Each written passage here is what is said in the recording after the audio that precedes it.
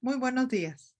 La monografía es un trabajo de investigación independiente y dirigido por el propio alumno, que culmina en un ensayo de 4.000 palabras. Este trabajo de investigación es asesorado por un profesor y se invita a los alumnos a explorar temas de asignaturas que sean de su interés y no necesariamente que se limiten a las materias que están cursando durante su preparatoria. La monografía es uno de los componentes troncales del programa del Diploma del Bachillerato Internacional y como tal es obligatoria para todos los alumnos. En este programa se ofrece en la Prepa Tech en 11 de los campus del país. Todos estos trabajos que hoy se presentan han sido calificados externamente obteniendo notas de excelente o muy buenas. Los invitamos a compartir sus dudas o comentarios a través de la plataforma indicando sus datos, la pregunta y a quién va dirigida, para dar una respuesta oportuna. A los alumnos de preparatoria que hoy nos acompañan, contacten a su director de programa para organizar charlas con los expositores o invitarlos a alguna sesión de la clase.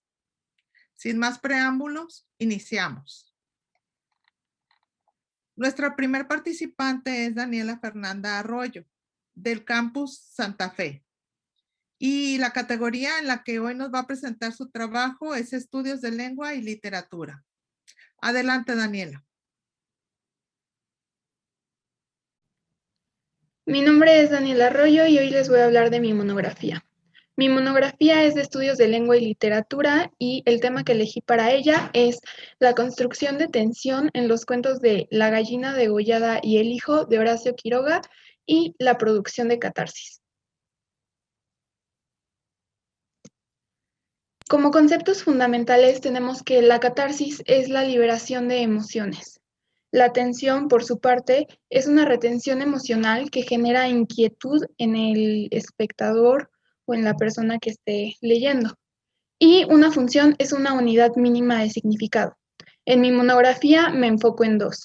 En las funciones nucleares, que son las que narran las acciones de los personajes y en conjunto con otras van formando el hilo de la historia, y las funciones indicio, que son las que narran las atmósferas y las identidades de los personajes. Estas son de carácter más descriptivo. La relación entre ellas es que en las funciones se crean emociones en el lector y en estas también se van reteniendo estas emociones. Esta retención permite que se vaya construyendo gradualmente la atención y el que no se liberen las emociones instantáneamente es lo que ayuda a que se dé paso a la catarsis una vez que se dé el cierre de la historia. Por lo que mi hipótesis es que en las funciones nucleares e indicio se realiza la construcción gradual de tensión y esta es la que da paso a la catarsis al final de los cuentos. Por lo tanto, el objetivo de mi investigación es determinar la manera en la que se construye esta tensión para que se genere la catarsis e identificar el tipo de emociones que se producen en el lector para ver por qué se está generando esta catarsis. Esto lo hago a través de los elementos estructurales, que en este caso son las funciones en las que me enfoco, tanto las nucleares como las indicio. Y bueno, para realizar esto utilicé el análisis estructural del relato de Roland Barthes enfocado en las funciones. Con él analicé la periodicidad con la que se presentan las funciones y el uso que se les da a cada una de ellas. Y también pude identificar el ritmo de creación de emociones, o sea, qué tan periódicamente se generan las emociones, qué tan periódicamente se retienen estas y el tipo de emociones que se están generando. En la imagen de la derecha se presenta un extracto del cuento El Hijo. Las líneas subrayadas de color amarillo representan el inicio de funciones nucleares y las subrayadas en verde representan el inicio de funciones indicio. Es importante notar que estas están intercaladas unas con otras y a continuación les explicaré esa importancia. Como resultados encontré que las funciones nucleares son las que ayudan a crear emociones en el lector. emociones como angustia, temor, asombro, desesperación. Y las funciones de indicio son las que ayudan a ir conteniendo estas emociones y también funcionan para complementar lo que se dijo en las funciones nucleares e intensificar lo que se ha hablado en ellas. Incluso funcionan para crear empatía en el lector con los personajes y cosas por el estilo. La importancia de que estén intercaladas unas con otras es que la manera en la que funcionan es que se crean las emociones y se retienen, se crean y se retienen. Esto es lo que permite que se vaya creando esta construcción gradual de tensión y es esta tensión la que nos va a abrir paso a la catarsis una vez que concluyan las historias.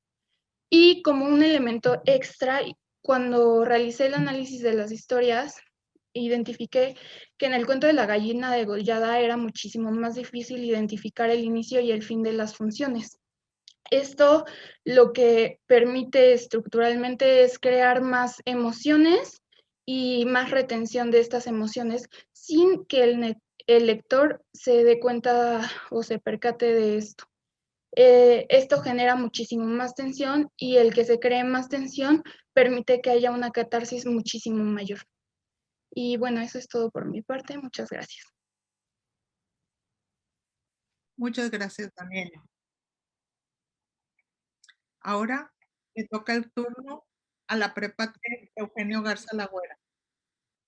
La categoría del trabajo es política global y vamos a tener la participación de Rodrigo Andrés Lugo.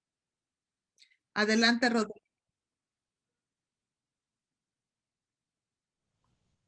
¿Qué tal? Mucho gusto. Mi nombre es Rodrigo Lugo.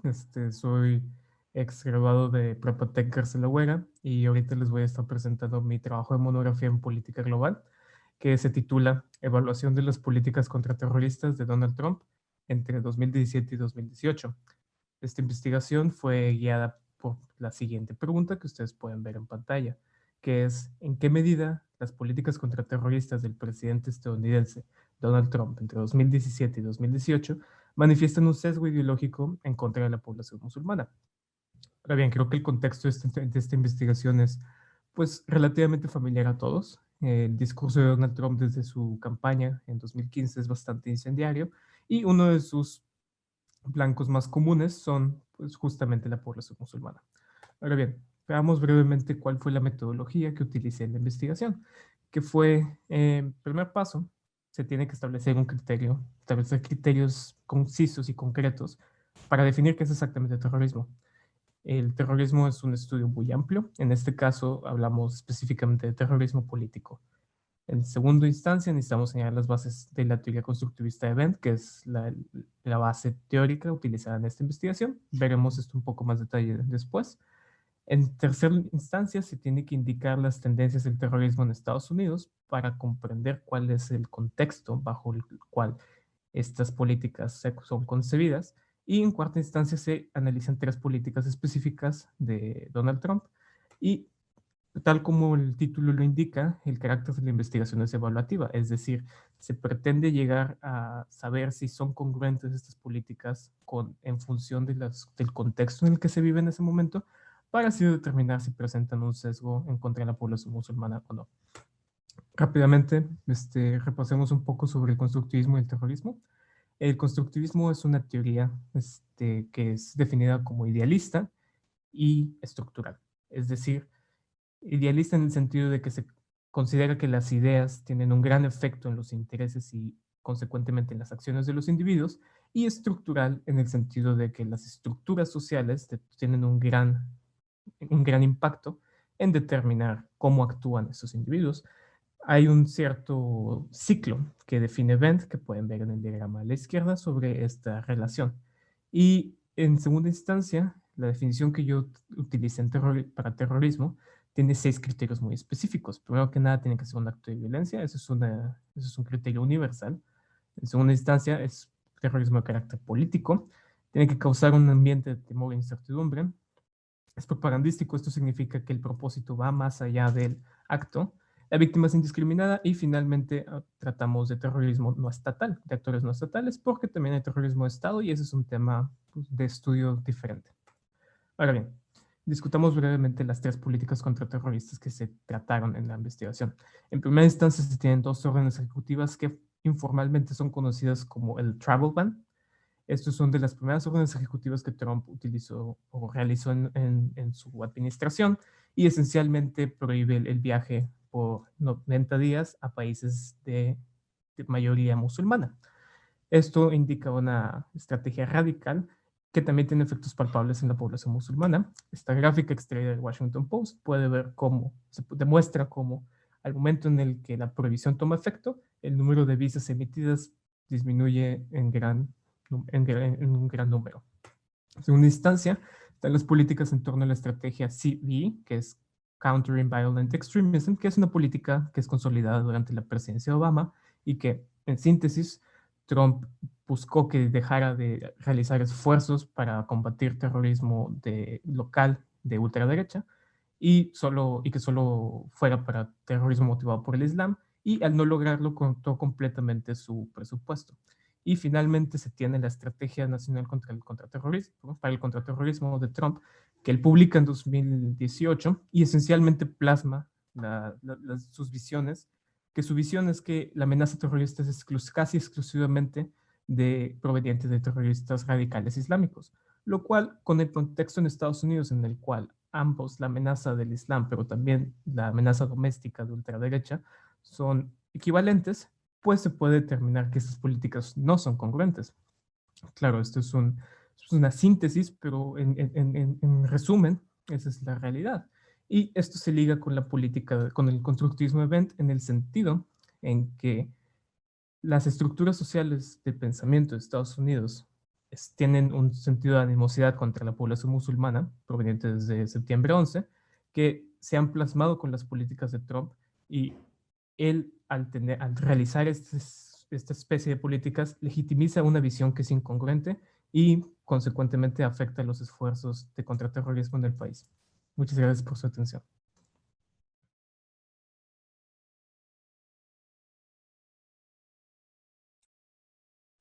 Muchas gracias, Rodrigo. Bien, ahora tiene lugar la Prepa Estado de México. En la categoría de gestión empresarial, el motor de México, la influencia del Telecán en la industria automotriz. Invitamos a Ariel Márquez nos haga su presentación. Adelante, Yael. Mi nombre es Yael Ariel Márquez Más y hoy realizaré la presentación de mi monografía de Bachillerato Internacional titulada El motor de México, la influencia del Telecán en la industria automotriz.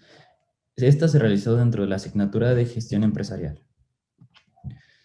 Los aspectos principales de mi monografía van desarrolladas dentro de la pregunta de investigación, que es ¿en qué medida el Telecán influyó en el desempeño de la empresa General Motors México dentro del sector automotriz a nivel nacional?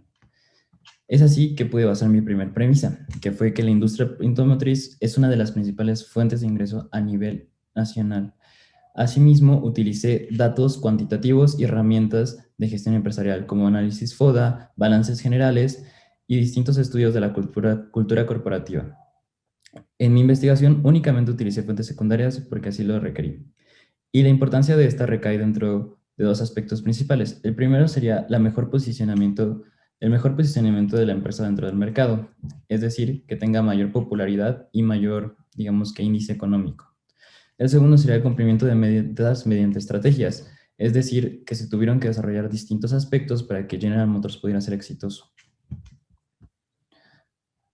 Dentro de mi primer y segundo capítulo hablo de 2 aspectos principales. El primero es el desarrollo del Tratado de Libre Comercio de América del Norte, realizado en 1994, donde especificó que la eliminación de aranceles permitió una zona de especialización regional, donde inclusive la producción de automóviles se fue aumentando del 163.3%.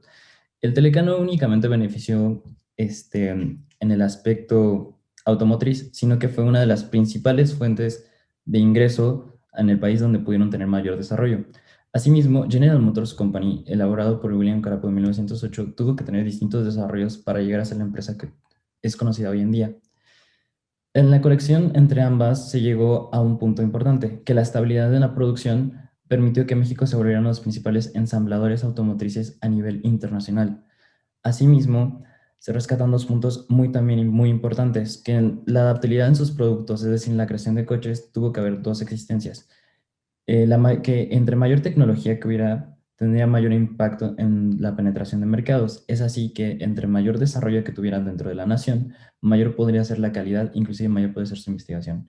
De la misma manera, existe un beneficio mutuo, tanto de la empresa, ya que tuvo que elaborar distintas estrategias que puede implementar inclusive en otros lugares del mundo, como del país, como que pudo desarrollar una mayor cantidad de empleos, asimismo aumentar, digamos, que la remuneración.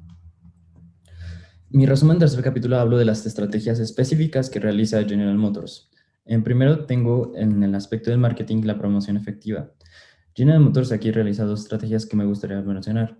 GM Fleet Services, que es un servicio que literalmente provee a sus servidores para ser mayor conocido, donde tiene como mayor asistencia, donde tiene presentación de sus productos y la calidad de estos.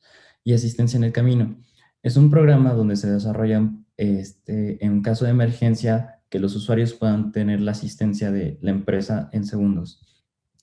La mejor cultura corporativa y la estandarización de calidad.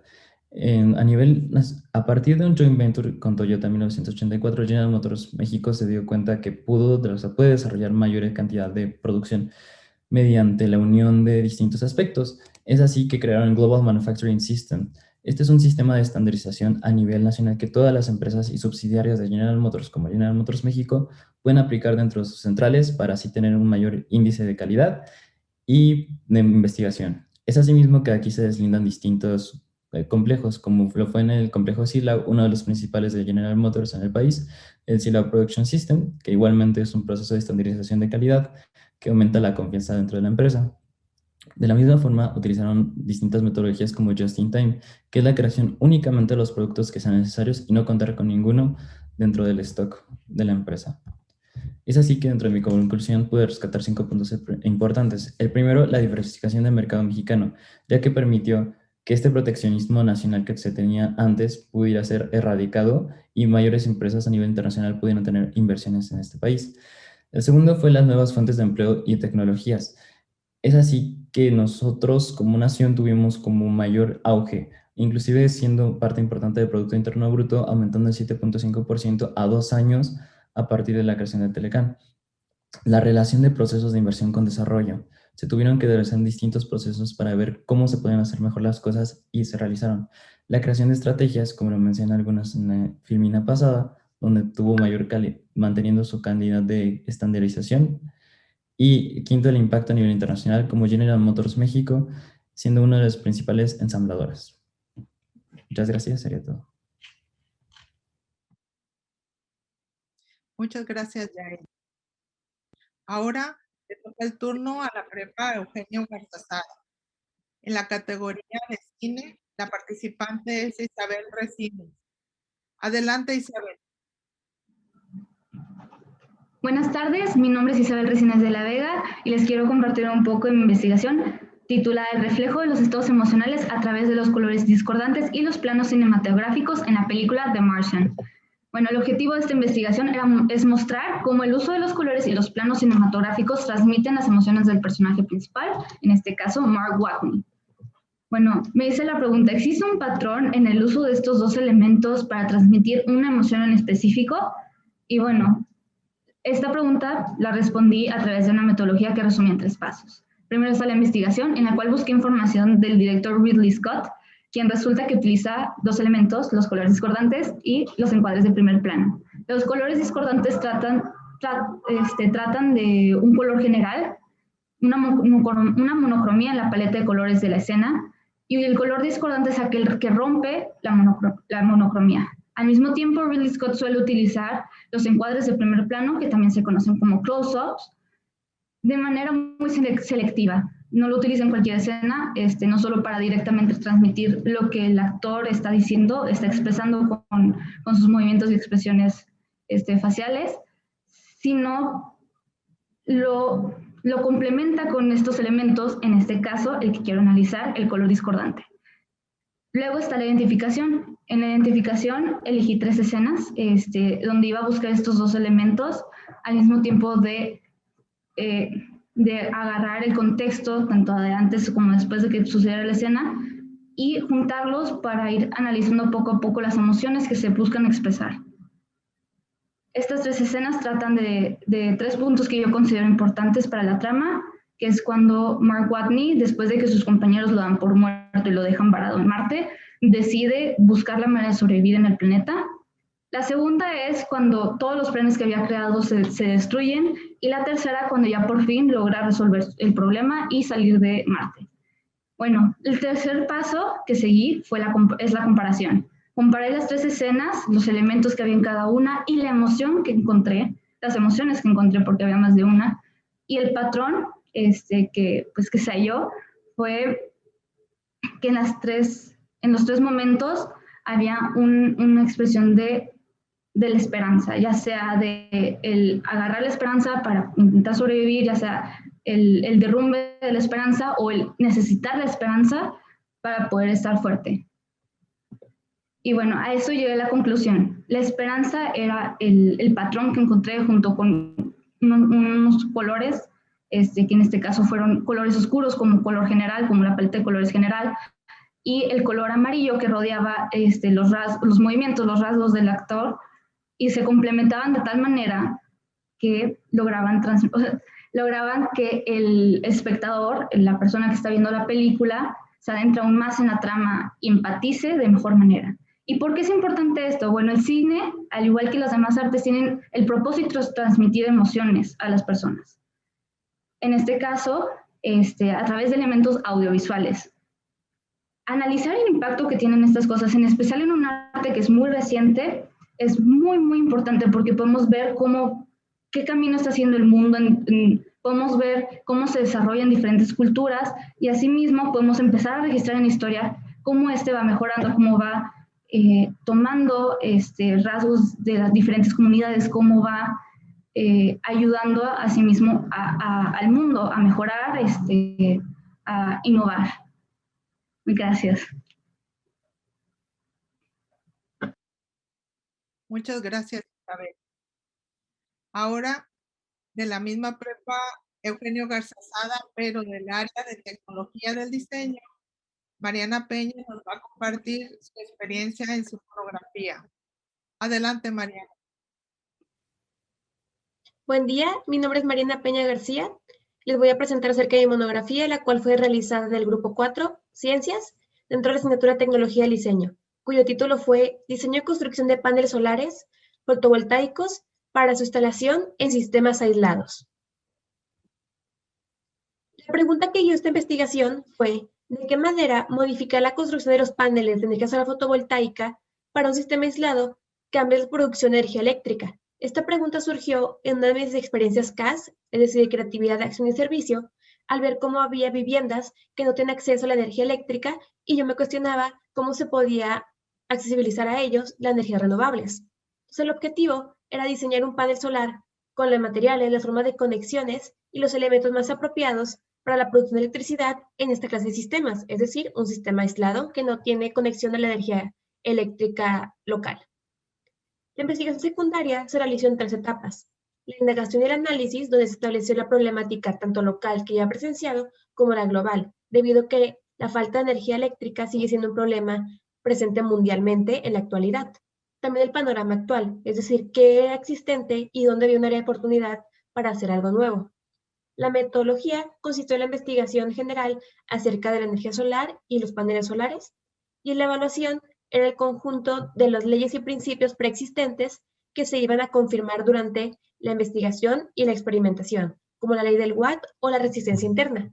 Todo esto llevaba a los conceptos de la asignatura. Al ser tecnología del diseño, se busca crear un producto nuevo o modificar uno existente antes para satisfacer una problemática o cambiar la experiencia con el usuario.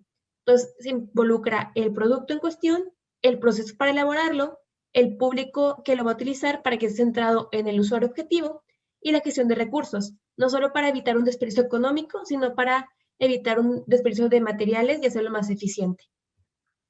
La metodología también se estructuró en 3 partes. Primero fue el diseño teórico, las adaptaciones, se hicieron los cálculos de cómo realizarlo. Luego siguió un modelo en tercera dimensión y pruebas digitales para analizar los materiales y ver cuál era el más apto para la cuestión que se experimentaba. Y por último, se construyó tanto un panel regular como uno con las adaptaciones sugeridas para ponerlos a comparación objetiva y experimentar con ellos a lo largo de 4 y 6 meses para medir cómo era el cambio de la producción eléctrica. Para eso se midió el potencial eléctrico, es decir, los voltios, la intensidad de corriente, que son los amperes, hizo el cálculo de watts. Esto se repitió en diferentes ocasiones para tener diferentes escenarios ambientales y poder hacer una conclusión mucho más objetiva tras haber experimentado arduamente. Esto llevó a un análisis de resultados y evaluación de la propuesta, donde hubo una respuesta objetiva, la cual fue que la construcción de los paneles de gas solar fotovoltaica para un sistema aislado cambia su producción entre un 24.9 y un 31.4% cuando se modifica la construcción. Sin embargo, las conclusiones van mucho más allá.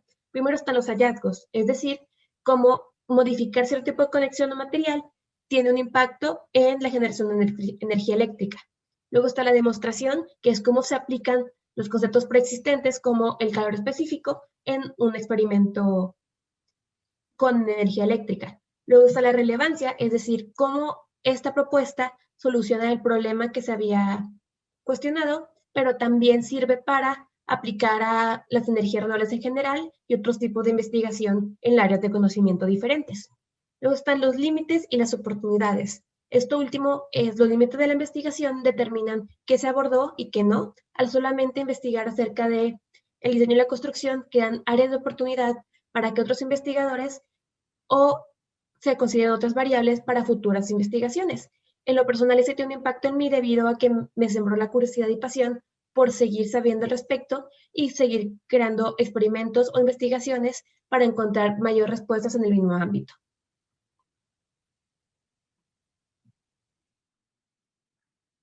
Muchas gracias, Mariana.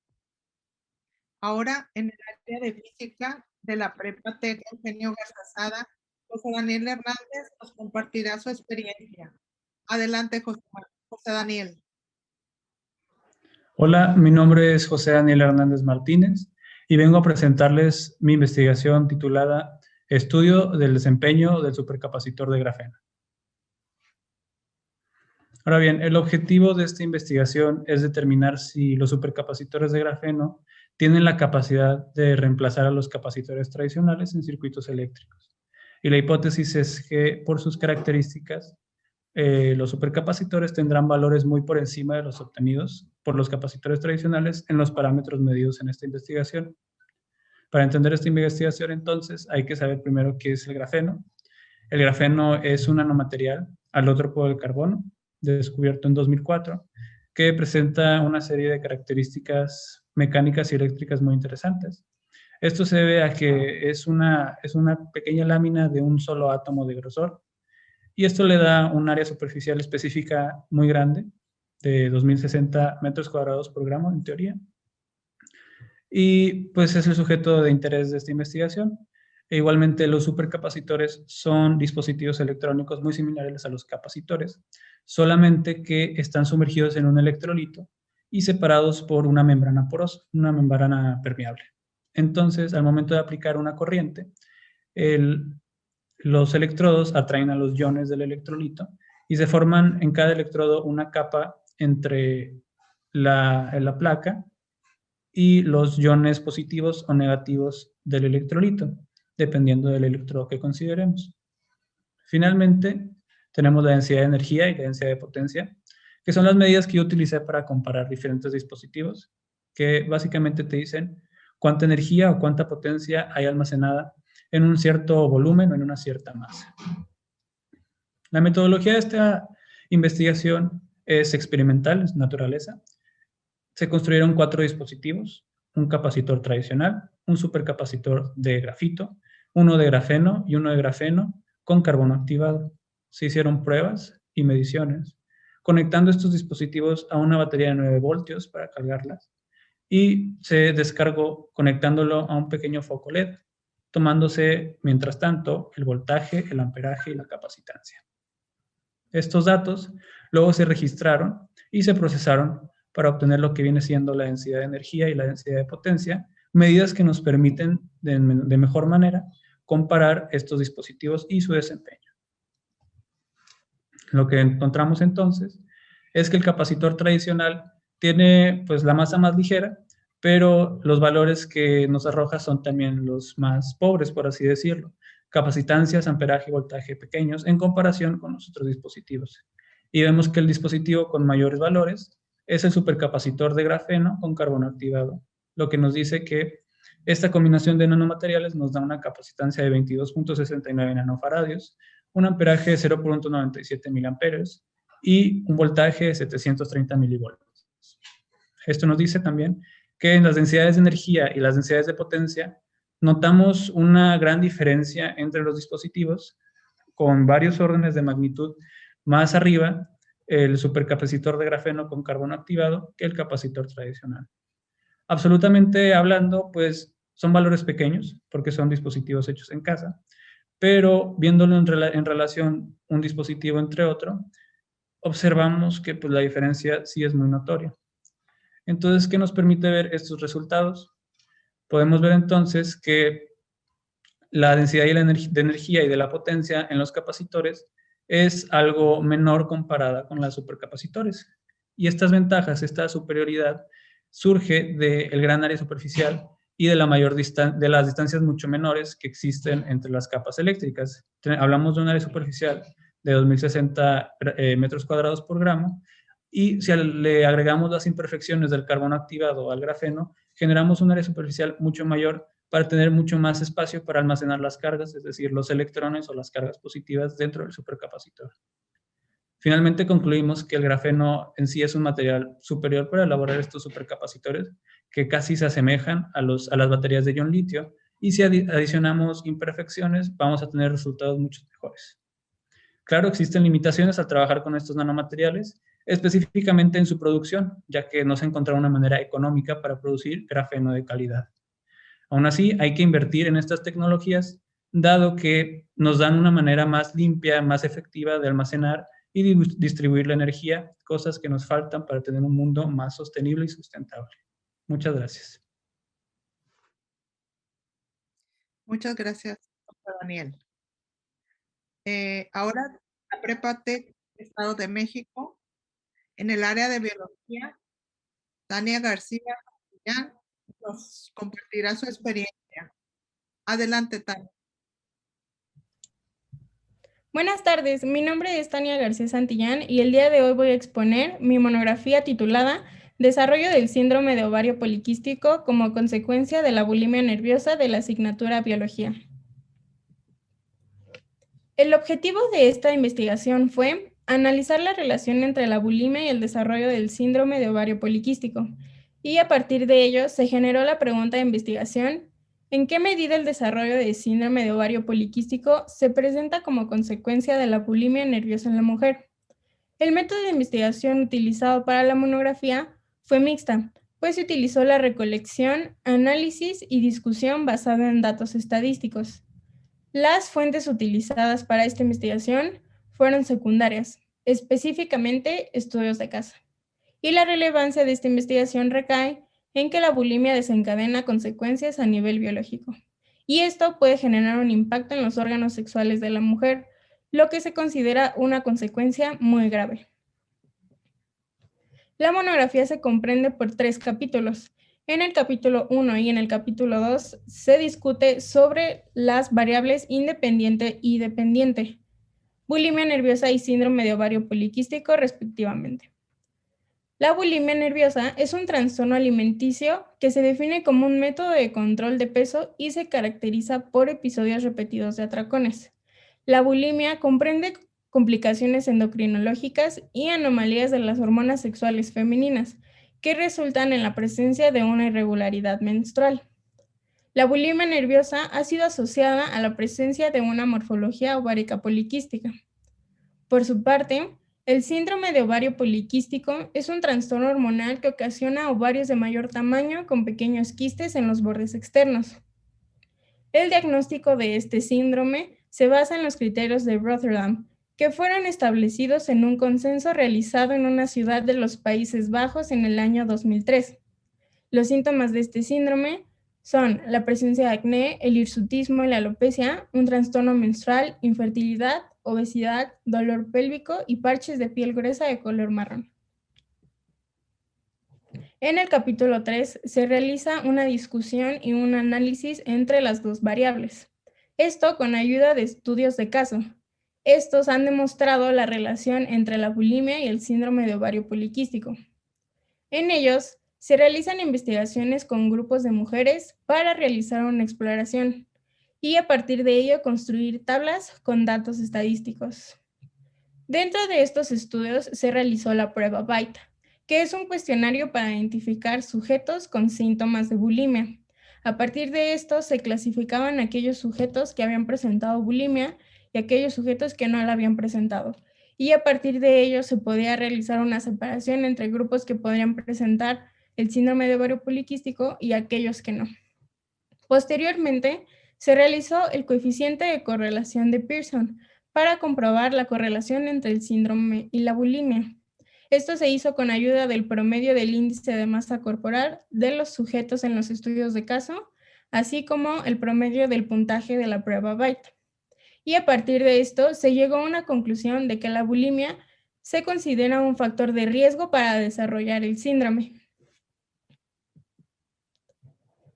Como conclusión, se puede decir que a medida que presentan los pacientes bulimia, se puede desarrollar el síndrome de ovario poliquístico. La bulimia nerviosa es un trastorno que afecta al sistema endocrino, pues puede provocar demasiada o poca secreción de hormonas específicas que se encargan de la regulación de aspectos importantes en la mujer, como el ciclo menstrual y la producción de hormonas sexuales. Hoy en día este tema sigue en discusión. Los estudios de caso que se han realizado han concluido una relación entre ambas variables, y esto da pauta a que se sigan realizando investigaciones desde nuevas aperturas. Gracias. Muchas gracias, Tony. De la Prepa Tec Eugenio Garcesada, en la categoría de Estudios del Mundo Contemporáneo, nuestro siguiente participante es Milton Ociel Candela. Adelante, Milton. Buenas tardes, soy Milton Ociel Candela Leal. Mi proyecto es la monografía de Harry Potter, el prisionero de Azkaban, un instructor cultural e ideológico para el espectador millennial. Entra en la categoría de estudios del mundo contemporáneo, con asignaturas de cine y psicología, debido a que es interdisciplinaria, y tiene de área cultura, lenguaje e identidad. El título es Harry Potter, el prisionero de Azkaban, un instructor cultural y ideológico del millennial espectador. En el tema incluyo que comunica elementos culturales millennial, pertenecientes a su identidad social. Esto con las herramientas de la teoría de cultivo y la estructura preconsciente, que vienen siendo conceptos del área de psicología y cine. Y en la pregunta de investigación agregó la encuesta de Viacom International, que presenta los elementos culturales millennial en el 2013, debido a que se entrevistaron internacionalmente a muchos millennials. Entonces planteó una relación entre el filme y una comunicación de aspectos ideológicos sociales y su posterior presentación en el año 2013. El objetivo, como ya se comentó, es plantear una correlación entre estas características y el filme y analizar la manera en que se presentan para el espectador. Investigación entonces cualitativa. Entonces aquí se tiene la metodología que utilicé, se tiene la teoría de la instrucción de Brunner, que se divide en 3 etapas: activación, mantenimiento y dirección, que los dividí en dos secciones, dependiendo de la acción narrativa de Harry Potter. Aprende el encantamiento Patronus, entonces puse a Harry Potter conocedor y Harry Potter aprendiz, y cada una de esas etapas la analicé con las 3 aspectos culturales millennials y los presentan, que es felicidad de convivir con amigos, impacto por el terrorismo y maestros como fuentes de inspiración, y por separado cada uno de esos también los analicé por medio de la teoría de la instrucción, que es psicología, los planos de encuadre, que es cine, y elemento social millennial dentro de la etapa de Harry Potter. Entonces aquí se tiene un pedazo de la investigación que realicé. Entonces, en la parte de izquierda se presenta el elemento cultural millennial de felicidad al convivir con amigos, y se refuerza con un fondo claro, con un plano medio para introducir a los personajes y que el espectador se sienta en cercanía con ellos. También por esto crea entonces una estructura, una especie de el espectador se vive dentro de ese lugar, a pesar de que es un lugar de ficción, y también se tiene un elemento real que ayuda a esta realidad, a crear esta realidad. La compatibilidad es un elemento cultural es un elemento de la teoría de instrucción de Brunner, perdón, que presenta un elemento real previo para el alumno, para que conozca mejor los temas a presentar. Y en la parte de derecha, dentro de esa misma escena, después se cambia a unos colores contrastantes para desagrado y se presenta un nuevo personaje que es un dementor, y ahí se relaciona con la característica social millennial de impacto por el terrorismo, y entonces se crea esta dimensión de segundo orden entre cultivo, y también alude a un elemento de la teoría de la instrucción de Brunner para claridad al explicar un concepto nuevo, en este caso es el dementor.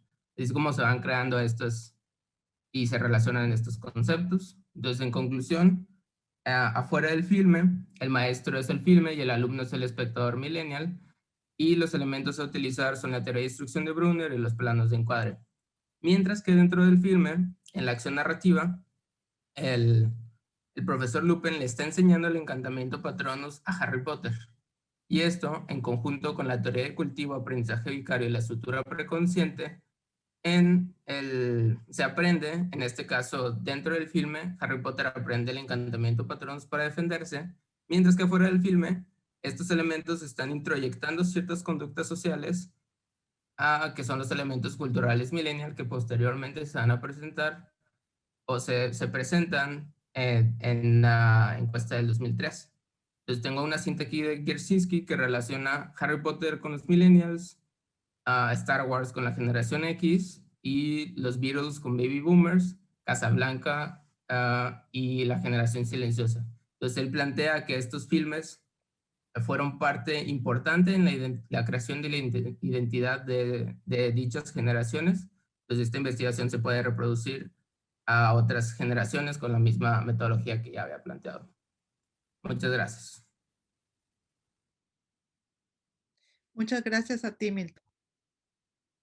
Ahora de la Prepa Tec Valle Alto, en la categoría de literatura, Ana Fernanda Villarreal Molina nos compartirá su experiencia.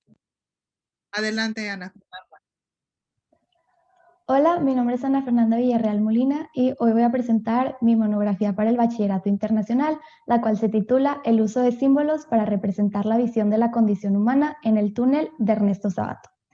El objetivo que yo tenía con esta investigación era analizar la manera en la que el uso de 3 diferentes símbolos, los cuales son el túnel, la mujer y la ventanita, permiten a Ernesto Sabato plasmar en su novela El túnel su visión sobre la condición humana. Pero para poder explicar cómo llegué a alcanzar este objetivo y el análisis que llevé a cabo, es importante hablar un poco del autor y la obra que analicé. Ernesto Sabato fue uno de los escritores argentinos más reconocidos del siglo XX, formó parte de la generación de 1930 a 1950 de escritores hispanoamericanos que orientaron sus obras hacia lo que es el conflicto del hombre. Él tuvo un acercamiento a lo que es el existencialismo y el surrealismo, por lo cual en muchas de sus obras hay mucha reflexión de lo que es la existencia y la condición humana. El túnel es una novela corta de género psicológico, la cual cuenta el relato de Juan Pablo Castel, que es nuestro personaje principal, nuestro protagonista, quien él nos narra a manera de retrospecciones los motivos que lo llevan a asesinar a su amante, María Iribarne. El túnel tiene una ideología existencialista absurdista. Ahora, con respecto a la condición humana, lo que esto explica a grandes rasgos es que todo objeto condicionado por el hombre lo condiciona a su vez. Es decir, todo aquello que nosotros condicionamos condiciona nuestra propia existencia. La metodología que yo seguí para esta investigación fue primero seleccionar la obra literaria, una lectura, después de la lectura seleccionar los elementos que iba a analizar, y una vez que ya sabía cuáles eran los símbolos que quería analizar y cuál era el propósito, hice un análisis individual de cada uno de los símbolos, identificando lo que representaban en la novela. Posteriormente, evalué en conjunto estos símbolos para evaluar cómo era que le permitían a Ernesto Sabato plasmar su perspectiva de la condición humana y cuál era dicha visión que él tenía. Ahora, con respecto a mi análisis, como ya lo mencioné, analicé 3 símbolos. El primer símbolo es el túnel, que probablemente es el símbolo más evidente, y lo que este simboliza en la novela es la absoluta soledad en la que se encuentra Juan Pablo Castel, y es este sentimiento de aislamiento y de no pertenecer lo que lo condiciona y lo va encaminando al asesinato de María. Luego tenemos a la mujer. La mujer es un símbolo dual. Por un lado tenemos a la mujer enigma, que es representada por medio de María, que simboliza como esta obsesión por parte del hombre para entender a la mujer, la esperanza de poder encontrar a alguien que realmente te comprenda, y al final termina simbolizando la inaprensibilidad por parte del sexo masculino por poder comprender al sexo femenino. En la novela, la mujer enigma condiciona a Castel porque él se vuelve obsesionado con poder comprender a María y cuando no lo logra, pues termina asesinaándola. Luego tenemos la mujer madre, que es representada una vez más por María, pero también por maternidad, el cual es un cuadro que Castel pinta y pues muestra la escena de una mujer con su hijo.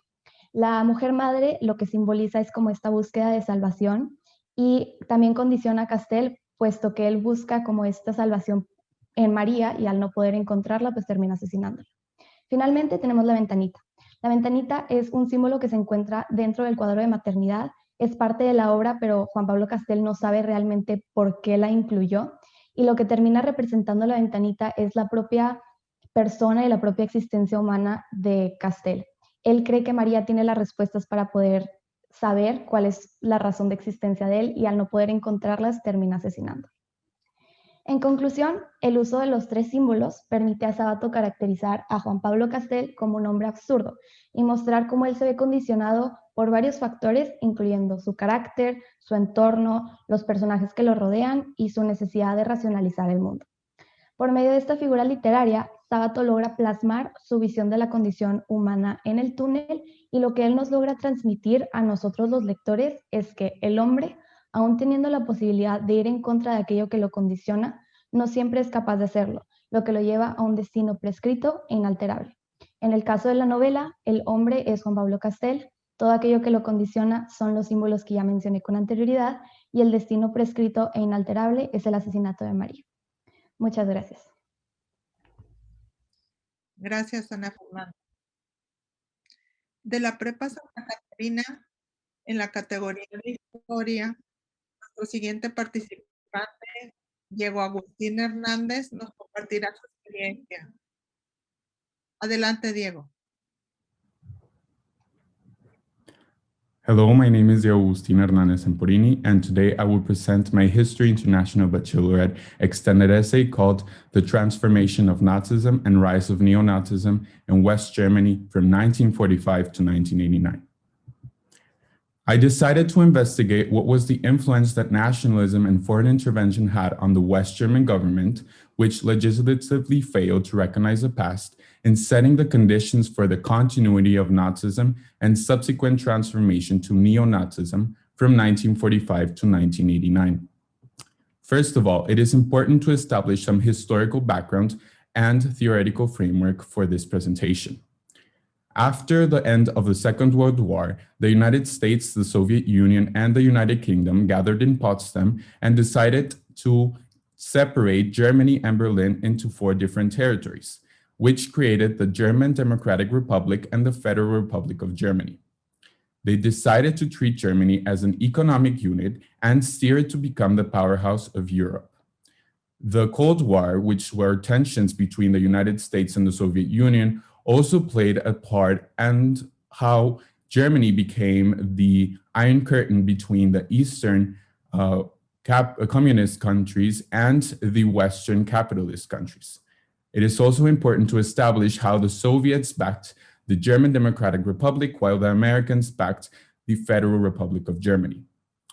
It is also really important to differentiate the right-wing extremists, which were people in West Germany who were the most radical of the ultra-conservative nationalists, while neo-Nazis are those right-wing extremists who used physical violence, harassment, and illegal Nazi symbols to further their ideological goals.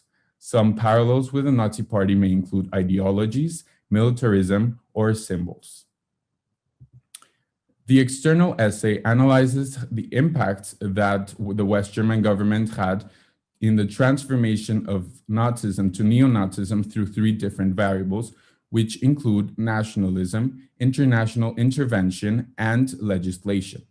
In Chapter 1, the implications of nationalism and Nazism are discussed through the generational transfer of ideas and the use of fear propaganda by right-wing parties to promote their popularity and increase their political power. In Chapter 2, international intervention in West Germany is discussed through how the United States decided to retreat from West Germany to fight against the spread of communism through the world. In Chapter 3, the legislation of the law for liberation from National Socialism and militarism is discussed through their original objectives and further introduced to see how effective the law was. The conclusions that were reached were the following. The Germans still carry a sense of responsibility to this day about what happened during World War II. It is also important to mention that the generational transfer of ideas that include pan-Germanism, racism to minorities, and militarism was seen from the elder generation to the younger generation. The use of fear propaganda, specifically about migrant workers by right-wing parties, allowed the neo-Nazis to become more violent, and as a consequence, the right-wing parties were able to gain popularity and gain more power as a consequence of these fear propaganda and violence. The international intervention that the USSR had as a consequence of aiding neo-Nazi groups in West Germany with the help of East Germany had a consequence in the destabilization of the West German government. And as the United States had retreated to be able to fight against the spread of communism around the world, the West German government was practically left vulnerable and, as a consequence, allowed the transformation of Nazism to neo-Nazism. This can still be seen in modern day in Germany and can be explained through the pendulum effect that explains how the political trends often swing back and forth between opposite extremes, which can also explain how political parties today in Germany, such as Alternative for Germany, which is a right-wing party, are still gaining popularity and gaining votes, even after the Germans carry a sense of responsibility for what happened during World War II. Thank you very much for your attention, and I hope you enjoyed this presentation. Muchas gracias, Diego. De la Prepa Tec Vallejo, en la categoría de gestión empresarial, nuestro siguiente participante es Annalisa Ruiz Velasco. Adelante, Annalisa. Hi, my name is Annalisa Ruiz Velasco, and I'm pleased to be here and present to you the effectiveness of Tim Hortons' marketing mix to enter the Mexican market. This research was focused on the research question, to what extent has the marketing mix of Tim Hortons been effective to enter the Mexican market, since the main objective of the investigation was to understand how the marketing strategy of Tim Hortons enabled it to easily enter the Mexican market. The main research method that was used was a qualitative analysis aided by different business tools, but the ones that I will highlight during this presentation are the ENSOF matrix and a SWOT analysis. Tim Hortons is a Canadian firm which entered the Mexican market in October of 2017 through a master franchisee joint venture. Thanks to its quality-cost relationship, it was able to enter the highly competitive market segment of cafes and bars, and it opened a total of 33 stores in the first 2 years of opening. This information makes us understand that the firm grew using a market development strategy according to the ENSOF matrix. Now, the results of my investigation indicate that Tim Hortons was able to enter this highly competitive market by using an indirect assault strategy. This theory has been developed by different authors, but Paley established 3 steps that any firm must follow in order to enter a highly competitive market segment. The first step is to identify a poorly served market segment. Tim Hortons identified that customers type C and B, which don't mind sacrificing a little bit of quality to have a better price, had been neglected by their competition, and thus decided to target them. The second step is to develop a competitive advantage through the marketing mix. Tim Hortons' competitive advantage is having high-quality products at low prices. Now we'll get more into detail into how they incorporated it into their marketing mix in the following slide. Finally, the third step is to keep a market-driven orientation to fulfill the unmet needs and wants of the customers. To do so, Tim Hortons launched different seasonal pastries in addition to their traditional products to keep on complying with the needs of their customers throughout the different seasons of the year. The analysis of the marketing mix, which was aided by the SWOT analysis, helped me understand that the pricing strategy that Tim Hortons used is a penetration pricing strategy. By doing so, they were able to become the low-cost provider as they offer lower prices than their competitors in all of their products. The place strategy that Tim Hortons used focused on spreading their locations throughout the whole metropolitan area of the city of Monterrey and Saltillo, locating the stores near busy intersections, malls, and universities, where customers with different profiles spend most of their time. In addition to this, they located their stores in regions where coffee shops were not as common, as well as in areas of lower socioeconomic levels, to be able to cater the needs of the customers that had been neglected by their competition. Going into the product strategy, Tim Hortons focused on adapting their Canadian portfolio to meet with the Mexican customer needs and wants. By doing so, they had to delete some of their most popular products, such as the Double Double. In addition to this, they launched different seasonal products such as frozen flavored drinks and hot Mexican chocolate to be able to comply with the needs of their customers throughout the whole year and be able to offer a wider product portfolio. Finally, going into the promotional mix, Tim Hortons focused on offering different sales promotions such as buy one, get one free, or different price combos in order to be able to sell their products at even lower prices than their competitions. In addition to this, they use different billboards, on-site posters, and social media advertisings to promote the opening of new stores, their products, the new ones and the traditional ones, as well as their sales promotions. The combination of these promotional strategies enabled them to target a wide range of customers and to encourage them to keep on buying from them. In conclusion, Tim Hortons' marketing mix was effective to enter the Mexican market since it focused on targeting neglected customers by highlighting their unique selling point: high-quality products at low prices. The main weakness of this investigation is that it only focuses on the qualitative data, as the financial records of Tim Hortons are private. Thanks for your attention, and I hope you have a great day. Muchas gracias, Annelisa. Nuestro siguiente participante de la Prepa Tec Santa Catarina, en la categoría de gestión empresarial, Regina Galván Mayor. Adelante, Regina. Hola, mi nombre es Regina Galván Mayor y hoy voy a hablar acerca de mi proyecto titulado Airbnb Innovation Phenomenon. El objetivo de esta investigación es analizar el impacto que ha tenido Airbnb sobre la industria hotelera en Estados Unidos, específicamente sobre Marriott International y Hilton Worldwide, que son dos empresas líderes del mercado. También busca analizar el efecto que ha empujado a la industria hotelera a innovar en sus procesos. Entonces, la investigación seguía a partir de la pregunta ¿hasta qué punto se puede argumentar que Airbnb ha sido una amenaza para Marriott y Hilton en Estados Unidos entre los años de 2016 y 2018? Y ha fomentado la innovación en la industria hotelera. Entonces, para esta investigación se utilizaron dos herramientas, fue la previsión de ventas y el análisis FODA para desarrollar las conclusiones. Entonces, la previsión de ventas se elaboró con los ingresos de cada compañía en los años 2016, 2017 y 2018.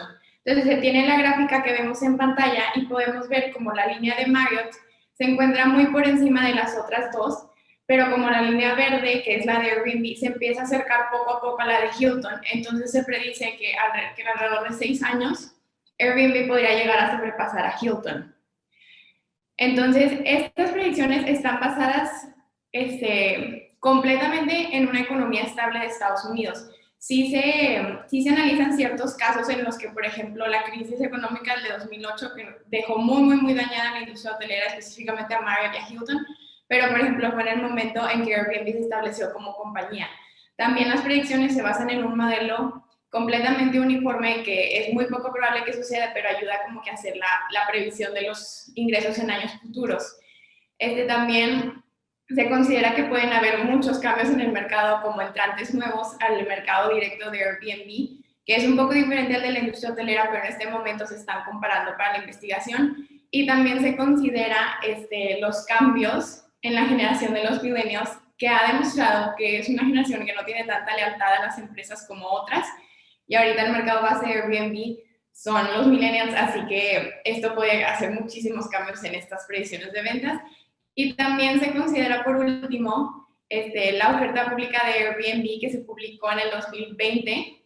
No era conocido el valor de la compañía cuando se elaboró esta investigación, pero sí se toma como un factor que hace propensa a la empresa a expansión, a pérdidas, ganancias, etc. Luego ya el análisis FODA se utilizó más para cómo hacer un análisis cualitativo de los efectos y de los impactos que tiene la empresa. Entonces, por ejemplo, se identifican fortalezas como la sustentabilidad de su modelo, el costo relativamente bajo comparado a hoteles, el uso de tecnología para las transacciones y pues el sentido de comunidad que crea la empresa. También se identificaron oportunidades como divisiones que tiene Airbnb, tipo Airbnb Lux, que es para un mercado con más poder adquisitivo, y Backyard, que es un poco diferente al Airbnb que empezó en el 2008. También se identifican las debilidades, que son, por ejemplo, problemas con privacidad y con seguridad, que ya han dado como cierto problema en años pasados, porque una vez que se entrega un Airbnb al cliente, pues la empresa pierde cierto control. Y también se identifican las amenazas que son, por ejemplo, entrantes nuevos al mercado de Airbnb, como ya lo había mencionado antes. Por ejemplo, Marriott Homes & Villas, que es básicamente la misma competencia, está en el mismo nivel que Airbnb Lux. Y pues también se identifican ciertas restricciones de impuestos y de leyes en ciudades de Estados Unidos. Por ejemplo, en Nueva York ya ha habido mucho problema de eso. Entonces, básicamente, esta investigación ayuda a llegar a la conclusión de que Airbnb sigue el modelo de la economía compartida y también sigue mucho la teoría de la innovación disruptiva. Entonces, a través de los resultados, se puede ver cómo Airbnb se ha impulsado cambio en la industria hotelera. Por ejemplo, Marriott Homes & Villas, Marriott definitivamente cambió muchísimos procesos para llegar a ese como nuevo proyecto. Y también se ha visto que puede llegar a ser una amenaza a los otros hoteles que son líderes de la industria. Y también ahora con lo que está sucediendo con la pandemia, nada más quería comentar para cerrar, es que Airbnb se ha vuelto realmente una alternativa para los viajeros que están viajando en estos tiempos de pandemia. Así que ahorita, ya que la empresa es pública, se puede ver como su valor se encuentra por encima de Marriott y de Hilton, ambos. Entonces realmente podemos ver como en un pasado fue una empresa muy disruptiva, con procesos muy diferentes, y ahorita sigue siendo súper disruptiva, que les está dando muchísima competencia a la industria hotelera. Gracias. Gracias, Regina. Nuestro siguiente participante es de la Prepa Tec Eugenio Garzazada, Carlos Daniel Alambre García, y nos va a compartir su monografía en el área de física. Adelante, Carlos. Hola, buenas tardes. Mi nombre es Carlos Daniel Alambre García y el nombre de mi trabajo de investigación es los discos piezoeléctricos para la generación de energía eléctrica. Mi trabajo de investigación se enfocó en el grupo 4, que es ciencias, y en la asignatura de física. Continuando, para explicarles un poquito más acerca de este trabajo de investigación, mi pregunta de investigación está un poco larga, y la pregunta dice: ¿cómo el uso de placas piezoeléctricas en los centros comerciales ayudaría a reducir el costo y la cantidad de energía requerida para el sustento de servicios públicos eléctricos? El tema, como bien lo especifica el título, son las placas piezoeléctricas para la generación de electricidad. Y el objetivo de esta investigación fue la reducción de gastos de energía para el sustento de servicios públicos de electricidad. Tengo dos tipos realicé dos tipos de investigación, la cual es cuantitativa y cualitativa, que ahorita vamos a hablar un poquito más adelante acerca de esto. Y en cuanto a la cuestión global, fue la generación de energía mediante un método sustentable y la reducción de gastos. Pasando a la siguiente diapositiva, dentro de mi investigación secundaria les recomiendo que utilicen pocos autores para que sí puedan ser mucho más específicos ustedes al momento de estar investigando. En este caso, yo utilicé a Thiersten y Adams, tanto como el Energy Harvesting y los principios piezoeléctricos, que fueron los que se implementaron al momento de hacer la investigación. Pasando a la investigación primaria, es muy sencillo. En realidad, un disco piezoeléctrico son como los que pueden ver en la imagen de aquí de arriba. Son pequeños discos que al momento de estarlos presionando generan voltaje o generan electricidad. Entonces, este trabajo surgió a partir de una plática con mi padre, que yo me preguntaba cómo es que podemos aprovechar más el movimiento de los autos en un principio. No nada más para que nos transporten, sino que además puedan ser sustentables y que puedan generar electricidad. Entonces, investigando, me topé con estos disquitos, que son los que terminaron siendo mi propuesta final. El enfoque fue la generación de electricidad mediante el uso de estos discos y el peso de un objeto. En este caso se utilizó el peso de personas, ya que no pude realizar yo el experimento que quería, ya que no contaba con los materiales suficientes. Y la metodología para que seguí fue el diseño y la fabricación de la placa. Si lo pueden ver en las imágenes de abajo, en la secuencia, al principio realicé esta placa piezoeléctrica sin conectar ningún cable. Entonces aquí me di cuenta que no funcionaba correctamente, y lo cual para mí fue algo muy valioso, ya que no fue un fracaso, sino me di cuenta de cómo debería hacer las cosas ahora sí. Entonces realicé 2 placas y además esas 2 placas las incluí en mi investigación final para que así se pudiera ver todo el avance que yo tenía durante este proceso. La placa final es la de arriba, donde se muestra el multímetro, que es muy pequeña a comparación de la otra, pero así se obtenía la mayor cantidad de energía posible. Ahora bien, en cuanto a mi conclusión y hallazgos, fue que logré encontrar que en la primera placa que les contaba, mi coeficiente de pérdida era mucho mayor al que era conectado. El cableado me permitía amoldar el circuito según las necesidades, es decir, el cableado te permite poder acomodar como tú quieras los discos piezoeléctricos para que así, además de que sea aprovechada la energía, también tenga una parte estética en el caso de los centros comerciales, como les mencionaba. Y en cuanto a la resistencia de los discos, me di cuenta que si se pone, por ejemplo, yo usé un resorte en la primera placa, usé un resorte para presionarlo, y la cerámica que tiene encima se desgastaba. Cabe mencionar que el disco piezoeléctrico está conformado por 3 partes, está conformado por cobre, por cuarzo y por una capa de cerámica encima, que es lo que lo protege. Entonces, una recomendación que yo les hago a ustedes es que en su trabajo de investigación puedan anotar si hacen experimentos, obviamente, todas las áreas de oportunidad, los hallazgos, como en este caso, lo que tú no sabías y ahora lo sabes, porque va a ser muy enriquecedor al momento de estar haciendo tu trabajo de investigación. Ya por último, me gustaría compartirles que este trabajo de investigación yo lo realicé en el área de física y yo no llevaba la materia de física, por lo que a mí me ayudó esto a darme cuenta que no tienes que saber todo para realizar algunas cosas, y los animo a que ustedes puedan realizar sus trabajos de investigación con mucho éxito. Muchas gracias y espero que les haya gustado. Muchas gracias, Carlos, y un gran consejo. Bien, en la siguiente monografía es de la Prepa Tec Santa Catarina, en la categoría de biología. Ana Paula Rodríguez Cavazos nos va a compartir su experiencia. Adelante, Ana Paula. Hello, my name is Ana Paula Rodriguez Cavazos, and I'm very happy to present what my extended essay for the IB diploma was about, the name of which was the development of an auxiliary treatment for periodontal disease with compounds from the plant Sedum dendroideum. The research question was the following: in what way could a drug delivery system for the release of compounds of the plant Sedum dendroideum be created, and to what extent could it work as an auxiliary treatment for periodontal disease?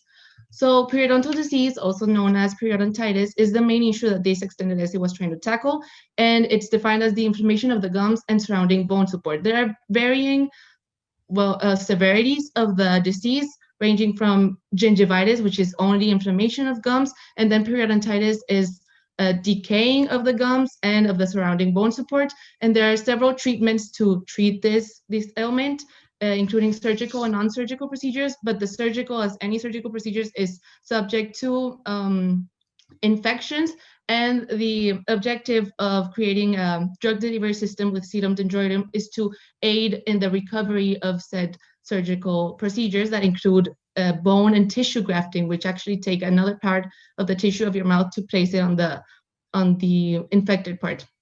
And while Sedum dendroideum is the plant in question, the first recorded usage of it dates back to 1553 in Mexico. It's a plant native to Mexico. And the properties that it has include healing, anti-inflammatory, and antimicrobial properties. And the way that I tried to deliver the compounds of Sedum dendroideum was through the implementation of nanofibers, which, given their extremely small diameter, nanometric range, they have a better performance in cellular and molecular activities, and also localized drug systems are proven to be more effective than systemic drug systems. And well, we need a medium for the nanofibers, and the medium is a polymer called pullulan, which is found in the fungus called Aerobasidium pullulans, and it is extremely soluble in water. It is non-carcinogenic, non-mutagenic, odorless. It can be eaten. It's biodegradable and hence really biocompatible. And it also produces viscous solutions with high derivability, which is very advantageous for us because we wanted to put it in the gums. And so the method used for the nanofibers is called electrospinning, which produces really long and continuous nanofibers, which is very good for non-microbial effects, given that it has a high specific surface area, multi-scale porosity, and also high flexibility. And okay, for the extract of the plant, we use the method of lyophilization as to avoid traditional methods of alcoholic extraction with alcoholic methods, because we wanted high biocompatibility once again, and we wanted to avoid any cytotoxic effects that those traditionally used alcohols could bring. And then we also used an ultrasonic processor as to completely dissolve any solid pellet of the plant extract. For the electrospinning, which I already mentioned, we used a varying voltage between 17 and 20 kilovolts and a flow between 0.01 and 0.125 milliliters per hour to produce the films. And we ended with 3 different films from 3 different concentrations of Sedum dendroideum, one at 1%, 3%, and 5%, each with 20% pullulan and 1% of glycerol for added flexibility. These were all subjected to different tests as to test their different properties, including physical, mechanical, and chemical. And what we got from these tests, that included looking through the scanning electron microscope and then a universal testing machine, and for the chemical properties, the FTIR analysis, we got that at higher concentrations of Sedum dendroideum, there were smaller diameters of nanofibers, which is really good because that means that it can cover a higher surface area and hence deliver the Sedum dendroideum compounds better. Also, at a higher concentration, we saw that there were fewer active groups of the pullulan polymer present, so the films were purer with Sedum dendroideum extract. However, we also found that the fibers had a lower elasticity at 5% of Sedum dendroideum compared to 1%. And while taking all of this into consideration, we can conclude the effectiveness of the drug delivery system of Sedum dendroideum compounds as an auxiliary treatment for periodontal disease is potentially high at higher concentrations. However, maybe we can meet in the middle to recover a good elasticity as well. Thank you, that was all. Muchas gracias, Ana Paula. Nuestra siguiente trabajo que se va a exponer es de la Prepa Eugenio Garza Sada, en la categoría de Estudios del Mundo Contemporáneo. Nuestra participante es Cristian Corley San Miguel. Adelante. Buen día, mi nombre es Cristian Corley San Miguel y les voy a presentar mi monografía de Bachillerato Internacional, Escenario y Pantalla, la narrativa del amor entre Angel y Collins en Rent. Es una monografía de estudios del mundo contemporáneo y las asignaturas son cine y teatro. Creo que les tengo que dar un poco de contexto de qué es la obra de Rent. Básicamente Rent es un musical que se trata de la vida de 6 artistas viviendo en Nueva York en 1989, que es los inicios de la crisis de SIDA. Y lo que más me llamó la atención de esta historia es la relación de amor entre Angel y Collins. Angel y Collins son una pareja interracial y son una pareja homosexual. Entonces estamos hablando de una obra que se estrenó en 1996, donde ni siquiera era legal el matrimonio igualitario, pero Rent presenta su relación de una manera amorosa y de una manera tan pura que creo que es importante analizarla. Entonces, mi pregunta de investigación era, ¿cómo difiere esa narrativa de amor entre Angel y Collins a través de la iluminación y encuadre en la adaptación cinematográfica de Rent en comparación con el movimiento escénico e iluminación de la producción musical de Broadway? Porque me interesó analizar cómo las técnicas teatrales y las técnicas cinematográficas ayudan a cambiar cómo se percibe la historia y en este caso la narrativa del amor. El amor es algo muy abstracto y muy pues difícil de definir, entonces para acotarlo usé la teoría triangular del amor de Sternberg, que define un amor completo como uno que tiene compromiso, intimidad y pasión. Entonces agarré 3 puntos críticos de la relación amorosa entre estos personajes y lo relacioné con un aspecto de la teoría triangular del amor. Y cabe mencionar que lo que estoy usando como mi producción musical teatral sí dice 2008, pero es la misma puesta en escena que se estrenó en el 96, solo que la grabación se realizó en el 2008. Y les voy a dar un pequeño ejemplo de cómo se realiza el análisis teatral. Esta es la escena de Te cubriré, que representa el aspecto de pasión, ya que tenemos a Angel y Collins literalmente proclamándose su amor por siempre. Y lo que más destaca de esta escena es la iluminación, porque se usa una luz cenital que ilumina a Angel y Collins y se crea un contraste entre su relación amorosa y las personas que están a su alrededor. Aquí vemos como ellos son las únicas personas que están siendo iluminadas y también vemos en el movimiento escénico que van de una parte débil del escenario a una parte fuerte. ¿Y por qué esto es importante? Porque estamos hablando que esta obra teatral se lanzó en el 96. Entonces, en el 96 en Estados Unidos, el presidente Clinton había firmado el Acto de Defensa del Matrimonio, que lo definía como una unión entre únicamente un hombre y una mujer. Y aquí vemos cómo en la parte más fuerte del escenario tenemos una relación como la de Angel y Collins, proclamándose su amor eterno de una manera tan pura y una manera tan completa que hasta cumple la teoría triangular del amor de Sternberg. En contraste, aquí tenemos el análisis cinematográfico de esta misma escena. Aquí vemos cómo no se juega tanto con el contraste. Ya no son Angel y Collins en su propio mundo, lleno de amor y todo de rosa y todas las personas sufriendo, sino aquí vemos cómo les ayuda a evadir la realidad y cómo su mundo, a pesar que es Nueva York 1989, y aquí vemos cómo Angel está en drag completo, aquí vemos cómo también todos los personajes de ambiente están de esos mismos colores y muestran esa misma alegría. Y eso se fortalece con la iluminación y con el encuadre.